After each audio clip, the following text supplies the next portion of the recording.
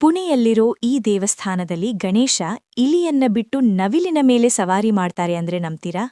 ಅಷ್ಟೇ ಅಲ್ಲ, ಗಮನಿಸಿ ನೋಡಿ, ಇಲ್ಲಿ ಬಪ್ಪನಿಗೆ ಒಂದಲ್ಲ, ಬರೋಬ್ಬರಿ 3 ಸೊಂಡಿಲುಗಳಿವೆ. ವಿಘ್ನಹರ್ತ ಈ ಭಯಂಕರ ರೂಪ ಯಾಕೆ ತಗೊಂಡ್ರು?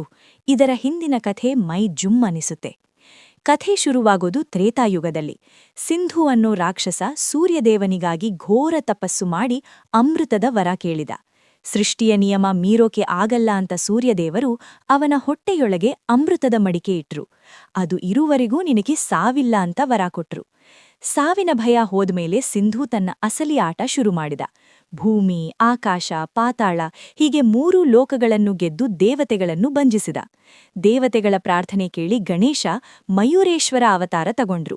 ರಾಕ್ಷಸನ ಅಹಂಕಾರ ಮುರಿಯೋಕೆ ಬಪ್ಪ 3 ದಿಕ್ಕುಗಳನ್ನು ಸೂಚಿಸೋ 3 ಸೊಂಡಿಲುಗಳನ್ನು ಧರಿಸಿದ್ರು. ಅಷ್ಟೇ ಅಲ್ಲ, ಆ ಮಾಯಾವಿ ರಾಕ್ಷಸನ ವೇಗಕ್ಕೆ ಸರಿಯಾಗಿ ಉತ್ತರ ಕೊಡೋಕೆ ಇಲಿಯ ಬದಲು ವೇಗವಾಗಿ ಹಾರೋ ನವಿಲಿನ ಸವಾರಿ ಆರಿಸಿಕೊಂಡ್ರು. ಇಬ್ಬರ ಮಧ್ಯೆ ಭಯಂಕರ ಯುದ್ಧ ನಡೀತು.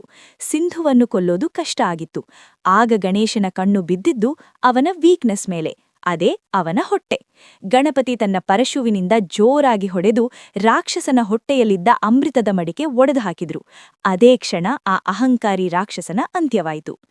ಪುಣೆಯ ಸೋಮವಾರ್ ಪೇಟೆಯಲ್ಲಿರೋ ತ್ರಿಶುಂಡ ಮಯೂರೇಶ್ವರ ದೇವಸ್ಥಾನ ಈ ವಿಜಯದ ಸಂಕೇತ. ಈ ಅದ್ಭುತ ದರ್ಶನಕ್ಕಾಗಿ ಕಮೆಂಟ್ಸಲ್ಲಿ ಗಣಪತಿ ಬಪ್ಪ ಮೋರೆಯ ಅಂತ ಬರೆಯಿರಿ.